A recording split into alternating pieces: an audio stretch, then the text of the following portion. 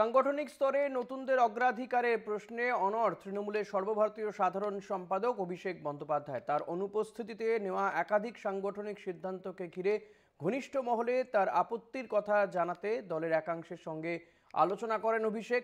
নিজের কর্মকাণ্ড তার সংসদীয় কেন্দ্র ডায়মন্ড হারবারে সীমাবদ্ধ রাখতে চান বলে বৈঠকে জানিয়েছেন অভিষেক বন্দ্যোপাধ্যায়। বেশ কিছুদিন যাবৎ দলীয় কার্যকলাপ থেকে তৃণমূলের সর্বভারতীয় সাধারণ সম্পাদক অভিষেক বন্দ্যোপাধ্যায় নিজেকে আড়ালে রেখেছেন।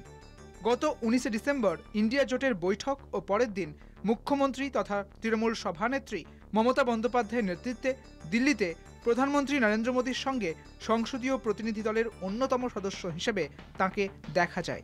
তার আগে বা পরে অভিষেকের নাগাল পাওয়া যায়নি। গত শনিবার রাতে তাপস রায়, কুণাল ঘোষ, পার্থ ভৌমিক, ব্রাত্য বসুকে কালীঘাটে ডেকে পাঠিয়ে দীর্ঘক্ষণ আলোচনা করেন অভিষেক। সূত্রের খবর, দলের অভ্যন্তরীণ কিছু রদবদলে পুরনো বেশ কয়েকজনকে সাংগঠনিক পদে গুরুত্ব দিয়ে নিয়োগ করা হয়েছে। এর আগেই 70 বছরের বেশি বয়স্কদের লোকসভা নির্বাচনের টিকিট না দেওয়ার পক্ষে সওয়াল করেছিলেন অভিষেক। দলনেত্রী অবশ্য পুরনোদের দলে মর্যাদা দেওয়ার পক্ষে সরব হন। এই নিয়ে দলের অন্দরে মতপার্থক্য বাড়তে থাকে। অগত্যা গত সপ্তাহে উত্তর 24 পরগনা জেলার দলীয় সভায় এই প্রসঙ্গে ইঙ্গিতপূর্ণ বার্তা দেন মমতা। মুখ্যমন্ত্রী বলেন, পুরনো চাল ভাতে বাড়ে, নতুনরা আগে বাড়ে, তাই নতুন পুরনো সমন্বয় চান তিনি।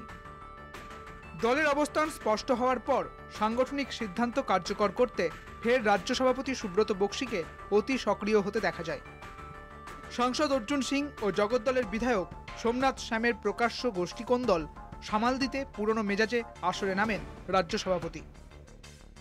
এইসব ঘটনাক্রমের প্রেক্ষিতে অভিষেক তাঁর বাসভবনে কুণাল ঘোষ, তাপস রায়দের ডেকে প্রায় 5 ঘন্টা যাবৎ আলোচনা করেন, যা তৃণমূলের ঘরোয়া সমীকরণে যথেষ্ট তাৎপর্যপূর্ণ।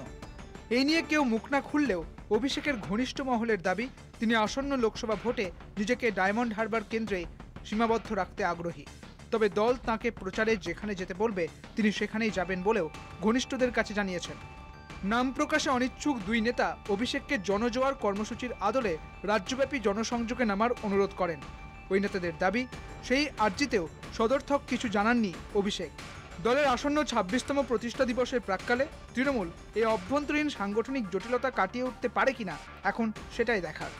দেবজ্যোতি ঘোষের রিপোর্ট, কলকাতা টিভি।